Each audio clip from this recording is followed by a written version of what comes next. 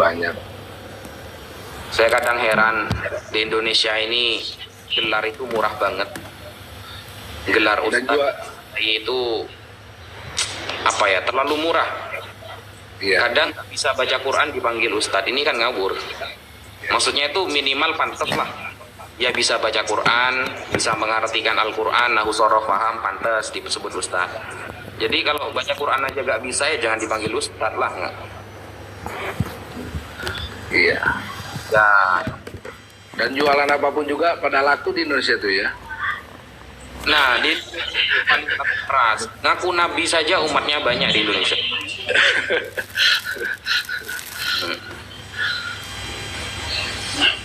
Aku nabi aja loh banyak umatnya di Indonesia.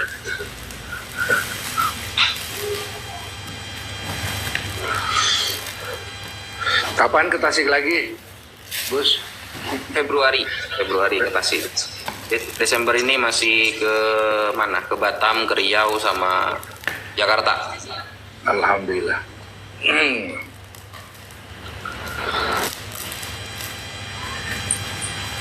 Semuanya laku deh. Iya betul teman-teman. Karena gini loh, Rasulullah itu pernah bilang gini, la taqulu lil munafiq sayyidan wa iyakun sayyidan faqad askhatumullah. Jangan pernah mengatakan sayyid kepada orang munafik.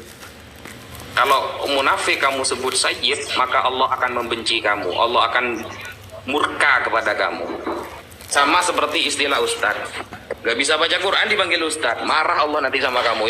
Kamu ini gelar mulia di agama malah dibuat-buat orang yang gak pantas gitu. Iya. Tapi Ustadz Wafi, kemarin ada yang berdiskusi dengan Bang Nandar, nggak bisa bahasa Ibrani tapi bisa jadi pastor tuh. Nah itulah, makanya saya memanggil Gus ya, kepada Gus Yonatan Nandar. Gus itu kan istilahnya Ustadz. Pak Syekh Ustadz saya. Gus itu istilah bagi orang yang baik dalam beberapa pemahaman. Makanya saya memanggil Gus Yonatan Nandar karena beliau ini guru saya tentang nubuatan Nabi Muhammad dan Nabi Isa menikah poligami, itu beliau guru saya. Dan ada Mas Muto di sini. Beliau ini guru saya dalam hal menggibah Oten, beliau alhamdulillah. Dan Mas Muto ini juga guru saya dalam hal jualan ya dan lain sebagainya. Itu Mas Muto ya. Saya ini mau tahu nggak yang mananya takdir itu bentuknya kotak. Ini guru saya ini Ustaz Wafi ini. Kalau apa Ibrani itu saya yang belajar kepada Mas Muto cuma satu kata, wayaumer. Wayaumer gitu itu. Iya, penting itu. Itu paling saya ingat itu Gus Yonatan itu kalau ngomong gitu.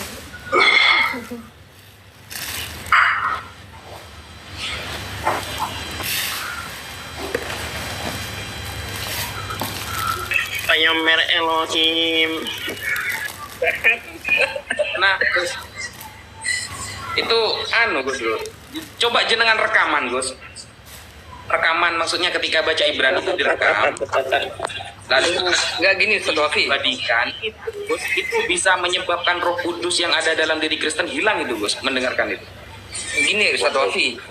Kita aja muslim aja saudaranya dia tuh sebel dengerin kayak begitu, apalagi Oten. Coba bayangin gimana kebakar jenggotnya. Wajar Oten itu pada sebelah sama dia, ngambek sama dia itu wajar. Bener kalau menurut saya bener. Saya nggak nyalain Oten untuk kali ini bener. Iya.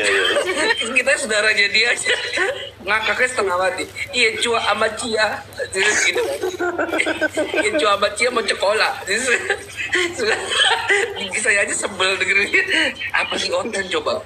Gimana nggak ngambek Oten sama dia? Wajar kalau dia sama Oten itu. Menurut saya wajar ya. Menghibur.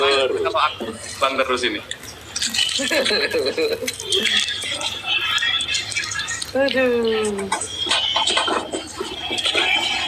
Ya Allah, memiliki kepribadian masing-masing. Gus Yonatan dengan lagu rehenya masalah apa Ibrani, ada Mas Muto yang diam-diam menghanyutkan. Ustadz Jadi Wafi boleh yang sumber ilmu nih. aku mau bertanya sama Gus siapakah? Ahimoto kah atau Gus Nanda atau siapa ya? Gini loh, ini kan udah mau 25 Desember. Dan mau Natalan gitu loh, memperingati kelahiran Tuhannya orang Kristen gitu loh. Apa betul ada tuh literasi atau rujukan atau apa kek tentang kelahirannya tanggal 25 Desember itu ya, Ahimoto atau Ustadz Wafi? Apakah ada rujukannya, misalnya ada literasi-literasi yang belum kita tahu gitu loh. Silakan Ustadz dan Ahimoto kalau ada. Oh, Ustadz Wafi ini jagonya. Kalau saya Apa noise itu, Ki? Ada yang noise? nggak paham, saya jujur aja. Ustadz Wafi ini. Apanya saya ajar itu kok jenengan Mamoto. Lukas 2 ayat 8. Pada hari itu para gembala menjaga gembalanya pada malam hari. Lukas 2 ayat 11. Dan di saat itulah lahirlah Yesus di kota Daud. Nah, itu kan berarti kata Matthew Henry saat itu sedang musim panas. Makanya para gembala itu menjaga gembalanya di malam hari. Sedangkan 25 Desember itu kalau kita lihat di Israel, di Palestina itu sedang musim dingin. Jadi dari situ aja sudah gak nyambung. Betul gak Mas Moto? Mantap ini Ustadz Wafi. Mantap, mumtaz Ustadz. Masya Allah. Coba Berarti lihat. masih meragukan ya Ustadz lahirnya Desember. Oke, lanjut. Nomor 8 itu Bun. Lukas 2 nomor 8. Para gembala menjaga gembalanya itu di malam hari. Berarti kalau Kenapa kok di malam hari? Kata Matthew Henry karena saat itu musim panas. Lukas 2. kalau Ustadz kalau Lukas 2 ayat 11 lahir Yesusnya. ya kalau musim dingin bagaimana mungkin mereka menggembala di malam hari ya? Gimana mungkin? Betul lah itu Matthew Henry itu. Nah, berarti kalau ngembala di malam hari maling mereka itu, maling bawa kabur domba itu.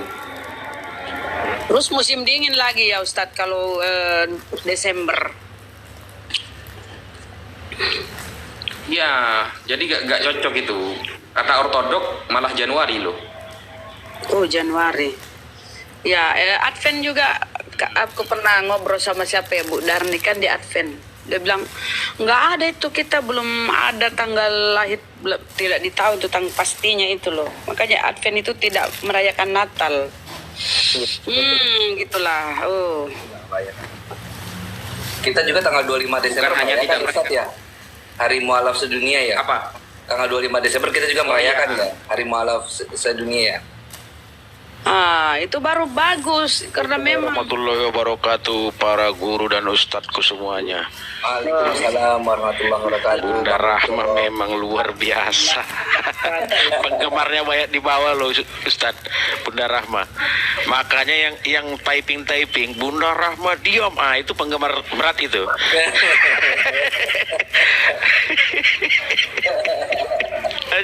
Lanjut. berarti belum ada lanjut Ustaz. Kalau orang Kristen itu merayakan hari Nabi, maka mau tanggal 25 kek, mau tanggal 1 kek, mau tanggal berapapun, kita tidak akan pernah mempermasalahkan. Karena Allah mengatakan di dalam surah Ali Imran, "Wala ya'murukum an tattakhidul malaikah wan nabiyina arbaba." Allah tidak pernah menyuruh kalian untuk menyembah para nabi dan para malaikat. Kalau mereka merayakan hari kelahiran, boleh. Rasulullah saja mengajarkan kita itu berakikah. Akikah itu hari raya kelahiran, untuk menyembelih domba atau kambing.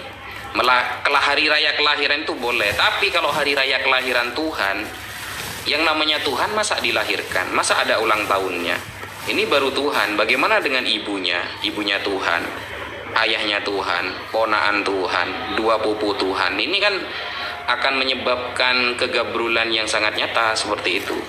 Sehingga kalau mereka niat ya merayakan kelahiran Nabi, kita fair. Atau keselamatan Nabi Isa, kita fair. Karena ketika Musa diselamatkan oleh Allah dari kejaran Fir'aun dan bala tentaranya, Qadiman Nabi al-Madinah fawajadal Yahud yasumuna Asyura. Suatu saat Rasulullah datang ke Madinah, bertemu orang-orang Yahudi yang sedang berpuasa Asyura. Nabi bertanya, "Ma hadzal yaum alladzi tasumunahu?" Kamu sedang berpuasa apa sekarang Yahudi? Yahudi menjawab, "Hadza yaumun azim." Ini hari agung Muhammad. Najjallahu fihi Musa wa qaumahu wa aghraqa fir'auna wa junudahu fasama Musa syukran. Di hari ini Musa diselamatkan oleh Allah dengan kaumnya, dan Allah tenggelamkan Fir'aun dan bala tentaranya. Maka Nabi Musa pun berpuasa karena berterima kasih kepada Allah. Fanahnu nasumuhu syukron lillah. Maka kami pun berpuasa, kata orang Yahudi. Mendengarkan jawaban itu, kata Rasulullah, "Ana ahakku wa aula bi Musa minkum." Maka aku lebih berhak merayakan hari ini daripada kalian, wahai orang Yahudi, kata Rasulullah. Fasoman Nabi wa amaron nasa bisiyami. Nabi pun berpuasa dan menyuruh para sahabat berpuasa. Hadis sahih riwayat Imam Bukhari dan Muslim. Begitu. Masya Allah, Masya Allah. Tapi gini Ustadz, kadang-kadang di saat kalau di luar dunia apologet Ustadz ya, ada hembusan-hembusan gini, kami merayakan kelahirannya Nabi Isa loh, ayolah Muslim masa nggak ikut semarak, kita merayakan hari lahir Nabi kalian loh, gitu. Seolah-olah mengagitasi untuk mengajak Muslim itu ikut memeriahkan Natal. Nah, gimana pendapat Ustadz ini? Jadi kasihan yang awam-awam gitu Ustadz, mereka tuh mau dimasukkan ke dalam euforianya. Apakah tanda kutip ini mereka tuh mengatasnamakan toleransi Ustadz, kadang-kadang yang kebablasan gitu Ustadz. Monggo silakan tanggapannya Ustadz. Rasulullah sudah pernah mengatakan, "Man tasyabbaha biqaumin fahuwa minhum." Barang siapa yang meniru suatu kaum, maka dia termasuk kaum tersebut. Al-Imam Ibnu Nujaim Al-Hanafi di dalam kitabnya Al-Bahrul Ra'iq Syarah Kanzud Daqaiq mengatakan bahwa penyerupaan umat Islam itu diharamkan ketika menyerupai apa-apa yang menjadi syiar orang-orang kafir, apa-apa yang menjadi hari raya bagi orang kafir, dengan dua syarat. Bi ayyakuna mazmuman fi syar'i. Yang pertama, kita tidak boleh meniru orang-orang kafir ketika kita niat meniru mereka, niat. Yang kedua, ayyakuna mazmuman fi syar'i. Apa yang kita tiru memang tercela. Merayakan hari Tuhan itu tercela. Tidak boleh kita meyakini itu. Makanya tidak boleh, haram. Kalau sampai meyakini kebenarannya maka murtad, irtadda, dia keluar dari Islam. Begitu Mas Mutu. Jadi saya tidak bisa mengucapkan selamat hari kelahiran Tuhanmu, Oten. Nggak boleh ya Ustaz? Nggak boleh. Haram. Mayoritas ulama mengatakan haram. Kita ikut yang mayoritas. Karena kata Rasulullah, "Faidha ra'aitum ikhtilafan katsira fa'alaikum bisawadil a'zam." Kalau kalian melihat perpecahan yang sangat banyak di akhir zaman, maka pilihlah yang mayoritas. Mayoritas ulama berpendapat bahwa mengatakan selamat Natal kepada orang-orang kafir itu hukumnya haram, saudara. Begitu. Masya Allah, baik-baik Ustadz. Terima kasih. Tapi yang mengherankan Ustadz, kok Tuhan ada ulang tahun kelahirannya ya? Kok Tuhan gimana sih ini orang-orang Kristen? Apa dia nggak nyadar ya? Dia kan kalau yang lahir itu kan manusia yang dirayakan tuh hari kelahirannya. Ini kok Tuhan yang dirayakan kelahirannya? Berarti nggak salah lah kalau kita mengatakan bahwa mereka menuhankan manusia karena ada tahun kelahirannya gitu loh. Nggak salah ya Ustaz ya? Ya salah sekali Bun. Jadi apalagi di dalam surah Al-Furqan ayat ke-72 kalau tidak salah. Walladzina la yashhaduna az-zura wa idza marru bil-lagwi marru kirama. Orang ciri-ciri orang yang beriman adalah mereka yang tidak menyaksikan kepalsuan. Ketika mereka melihat hal-hal yang tidak berfaedah, maka mereka lari atau menghindar untuk menjaga keimanannya. Jadi ciri-ciri orang yang beriman, surah Al-Furqan ayat 72, itu dia menjaga keimanannya dengan tidak ikut andil pada hal-hal yang tidak bermanfaat, tidak ikut andil pada hal-hal yang tidak berfaedah atau penuh dengan kepalsuan. Dulu di Madinah disebutkan oleh para ulama tafsir, Salah satunya seperti Al-Imam As-Suyuti di dalam tafsirnya Ad-Durrul Manthur fit Tafsir bil Ma'thur, atau Al-Imam Ibnu Katsir Ad-Dimashqi dalam tafsirnya Tafsiru Qur'anil Azim menyebutkan di Madinah dulu ada patung yang bernama Az-Zur. Nah, riwayat ini dari sahabat Abdullah bin Abbas, bahwa ketika patung itu dirayakan suatu perayaan, maka para sahabat menghindar, tidak mau melihat untuk menjaga keimanannya. Maka kita pun begitu. Ketika ada perayaan Natal yang mereka anggap sebagai Tuhan yang berhak disembah, maka kita menghindar untuk tidak ikut andil, tidak meramaikan, dan tidak melakukan hal-hal yang dapat menyebabkan seolah-olah kita mendukung mereka, seperti mengucapkan selamat Natal dan lain sebagainya. Itu dalilnya, Bunda. Terima kasih Ustadz. Satu lagi ya, kemudian ke teman-teman lain. Mohon maaf ya, satu lagi. Nah, kalau misalnya kita diundang nih, ada misalnya teman undang ke rumahnya, misalnya merayakan Natal di rumahnya gitu loh Ustadz. Bolehkah itu? Kadang anak-anak gitu loh Ustadz, nggak nyadar ya, anak-anak kita. Kadang teman-temannya mengundang, kayak gitu. Bolehkah Ustadz ke sana? Atau nggak boleh? Oh jangan, baik Ustadz. Saya akan melarang anak-anak saya Ustadz. Oke. Ikut andil berarti, meramaikan kan berarti. Oke Ustadz. Mereka tuh ngejebaknya begini Ustadz. Kita mungkin bisa jawab gini. Waktu kalian Idul Fitri, kita ngucapin loh, gitu kan. Walaupun beda konteks ya. Kalau Idul Fitri kita kan nggak merayakan hari lahirnya Tuhan kita, gitu kan.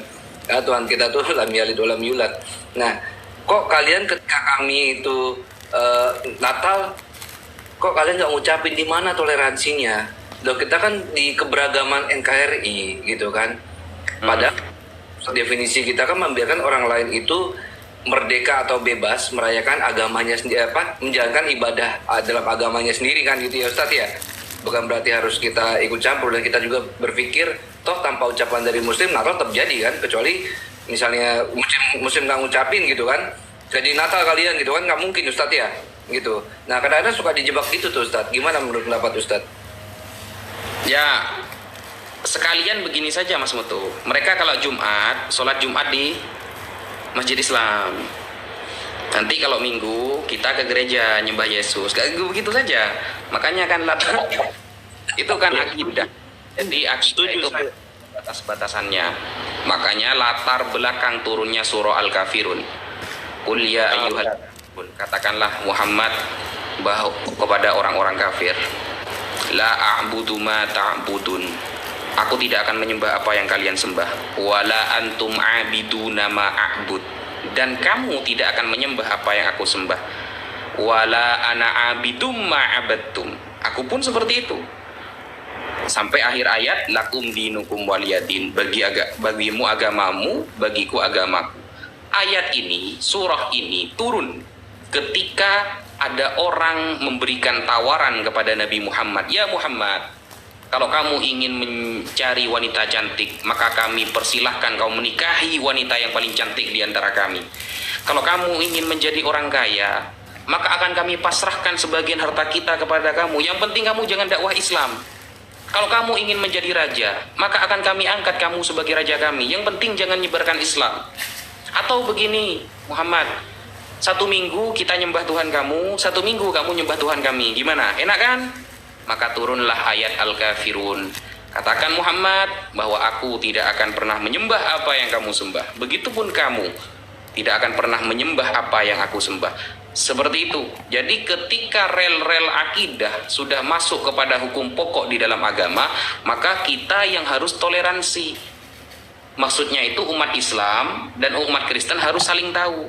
Kalau kita mencaci maki Roh Kudus itu dikatakan dosa, bagaimana kalau kita menuntut toleransi? Nah, kan tidak bisa juga. Sehingga toleransi itu dalam hal berumuamalah, berteman, berbisnis. Berteman saja kalau terlalu dekat nanti bahaya itu. Karena Kristen ini erat dengan istilah misionaris. Jadi mungkin berbisnis, bermuamalah, bersosiologi, bertetangga, dan lain sebagainya. Kalau rel-rel itu ada pada akidah, maka ada toleransi. Saya yakin semua umat beragama tidak akan mau memberikan toleransi ketika berhubungan dengan akidahnya. Pasti itu Mas Mutu. Kalau sudah berhubungan dengan akidahnya, mereka tidak akan mau toleransi. Betul itu Pak, betul. Dan secara sejarah juga saya ngelihat sih nggak ada ya ke-12 muridnya itu merayakan ultahnya Yesus itu. Saya sih belum pernah di Bible, belum pernah baca sih Ustaz. Mungkin Ustaz pernah baca kali di Perjanjian Baru, misalnya Matius ngerayain ultahnya Yesus gitu. Kalau di perjanjian baru, sejauh apa yang saya baca tidak saya temukan. Mungkin di perjanjian modern ada Mas Mutu. Perjanjian modern, orde baru. Baru. Kalau saya sepakat itu sama yang disampaikan Ustadz Wafi tadi, Bunda Rama, karena memang pengucapan selamat Natal kepada teman-teman Kristen itu, dan mereka mungkin juga beralasan bahwa mereka pernah mengucapkan selamat Idul Fitri kepada kita. Saya merasa bahwa konteks itu adalah konteks akidah yang berbalut sosial gitu, yang berbungkus sosial. Jadi tidak bisa, memang kita harus bisa membedakan pokok-pokoknya mana akidah. Betul yang disampaikan oleh Ustadz Wafi tadi, mana konteksnya hablum minannas, mana konteksnya bermuamalah atau bersiasah gitu, jinayah gitu kan. Jadi kalau seandainya kita ini ibaratnya konteksnya ini pendekatan gitu kan. Kalau pendekatan sosial yang bisa mengait kepada akidah, maka itu sebaiknya dihindari seperti kata Ustadz Wafi tadi.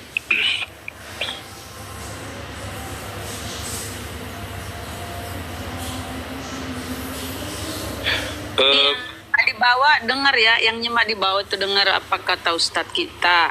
Jangan mengucapkan selamat hari Natal, nggak boleh.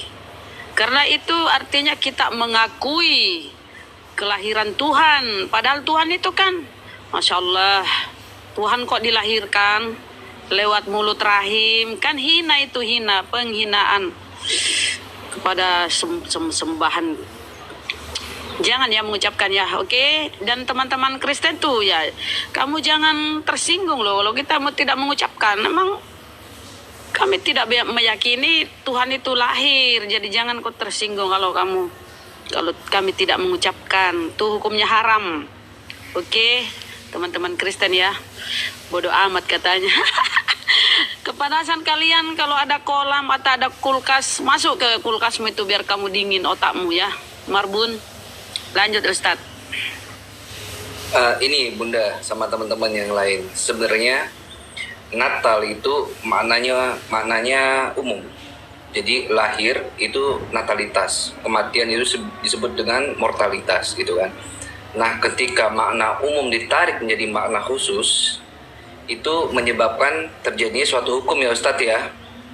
Ketika itu sudah identik gitu. Nah, jadi di situ salah satu asbabnya ya pelarangan hal tersebut ya Ustadz ya, mengucapkan Natal Ustadz ya. Betul. Kalau mengucapkan Natalnya Nabi Muhammad, maksudnya bermakna kelahiran, ya boleh-boleh saja. Tapi kalau maksudnya kelahiran Tuhan, nah Natalnya Kristen itu langsung identik sudah. Kalau Natalnya Kristen itu langsung identik berarti Tuhan lahir gitu berarti kan. Siap. Ya, seperti yang dikutip tadi kan Ustadz kutip Lukas, telah lahir Kristus Tuhan di kota Daud. Ya, yang lahir itu Tuhan ya. Lucu ya, Tuhanmu lahir. Aduh. Kalian tuh pakai otak lah teman-teman Kristen ya. Tuhan kok lahir. Bunda Ya, Rama untung mulai aja Bunda Maria nggak keguguran. Bunda Rama, kalau keguguran gimana itu? nggak punya Tuhan. Aduh. Tapi izin ya Bang Moto ya. Tadi Ya, ada Abang. Kak Aros. Ini kebetulan saya ini kan ada lagi acara. Mungkin bentar lagi mungkin saya off mic aja. Tadi Kak Aros meminta tentang motivasi, bahwasanya ada salah satu dari temannya mungkin ada sedang naik turun semangatnya gitu ya Kak Aros ya. Iya betul. Kak Ros masih ada. Tapi sebelumnya saya mau izin dulu nih sama Ustadz Wafi nih, sama Bang Moto, sama Bang Nandar nih, sama Bunda Biar ganti juga. topik ya. Biar adem. Jadi Kak Ros, ini Bunda Rahma kan baru naik. Mungkin Kak Ros tadi bisa ulang lagi apa tadi pertanyaannya. Oh iya begini. Ini ganti topik ya permasalahannya. Kalau Ya, tadi nggak apa-apa. soal agama kita sudah selesai. Ini tentang kesemangatan hidup di zaman yang lagi susah kayak gini, entah itu perekonomian atau kurangnya lemahnya iman, itu kan banyak orang frustasi, banyak orang yang gampang menyerah gitu loh. Padahal orang itu ada, maksudnya tuh punya rumah, punya keluarga, tapi mereka itu merasa merasa sendiri gitu dong. Makanya dia ini temennya Kak Ros sendiri ya, maksudnya dia itu menyerah gitu loh. Makanya sekarang itu butuh penyemangat, istilahnya itu butuh motivasi gitu, biar bisa kuat menjalani hidup yang serba dengan liku-liku nih. Sebelumnya dia Muslim juga kah, Kak? Muslim dari kecil Muslim gitu.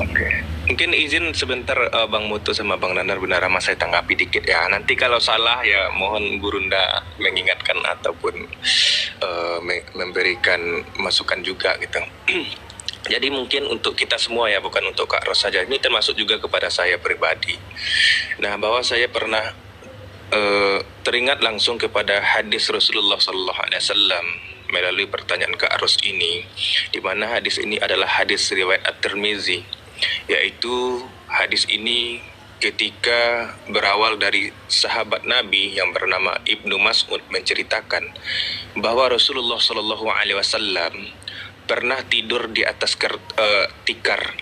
Ketika bangun, ada bekasnya pada tikar, pada badan Nabi tersebut.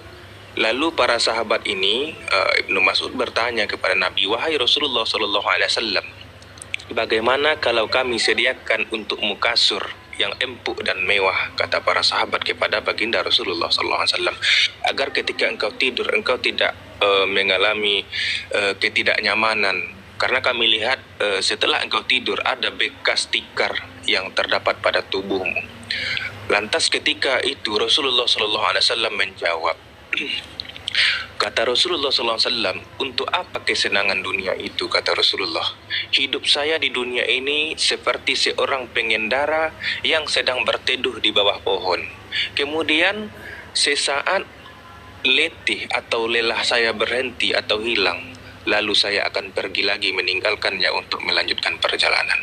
Artinya memang kenapa? Dunia ini memang tempat kita singgah sebentar untuk melanjutkan perjalanan kita ke perjalanan akhirat. Jadi tidak usah terlalu fokus kepada dunianya. Memang kita ini untuk bersinggah. Walaupun kita sakit-sakit, menimbulkan bekas yang dalam di hati dan jiwa kita berupa kesakitan atau bentuk dari susah payah, ya memang seperti itu. Kita ini hanya singgah sebentar, itu yang pertama. Kemudian di dalam surat Al-Ankabut ayat yang kedua dan tiga, Allah telah jelaskan bahwa apakah manusia mengira bahwa mereka akan dibiarkan hanya dengan mengatakan kami telah beriman, sementara mereka tidak kami uji, kata Allah. Kemudian dilanjutkan dalam Al-Ankabut ayat yang ketiganya, dan sungguh kami telah menguji orang-orang sebelum mereka, maka Allah pasti mengetahui orang-orang yang benar dan pasti mengetahui orang-orang yang dusta. Artinya di dalam urusan dunia ini kita lihatnya ke bawah, bukan ke atas. Karena kalau kita lihat ke atas, ketika kita bisa berjalan kaki, kita pasti menginginkan naik sepeda. Ketika kita sudah diberikan sepeda, pasti kita menginginkan punya motor. Ketika kita sudah dianugerahkan motor, kita menginginkan supaya memiliki mobil. Nah, begitu pun seterusnya. Karena dunia ini tidak ada kepuasan sama sekali kalau kita tidak jalankan dengan iman. Namun urusan akhirat lihat ke bawah. Nah, ini dulu. Nah, ketika kita misalnya sudah mulai lelah, sudah mulai letih, apalagi konteksnya dalam konteks ibadah. Kita harus ingat, ternyata di atas kita orang-orang yang amalnya jauh lebih meningkat daripada kita. Sementara terkadang ujian hidupnya jauh lebih berat daripada kita. Yang ketiga yang mau saya sampaikan, innal ladzina qalu rabbunallah tsumma istaqamu fala khaufun alaihim wa lahum yahzanun. Sesungguhnya orang-orang yang berkata Tuhan kami adalah Allah, kemudian mereka istiqomah dengan ucapannya itu, dengan perbuatannya, tidak ada rasa khawatir bagi mereka dan tidak pula mereka bersedih hati. Ulaika ashabul jannah khalidina fiha jazaa'am bima kanu ya'malun. Ini dalam surat Al-Ahqaf ayat ke-13 dan 14. Mereka itulah para penghuni surga, kekal di dalamnya sebagai balasan atas apa yang telah mereka kerjakan. Jadi teman-temanku semua, ya baik yang di atas, guru-guruku ataupun yang di bawah, memang dunia ini tempatnya capek, tempatnya lelah, tempatnya letih. Ad-dunya darul amal, wal akhirah darul jaza.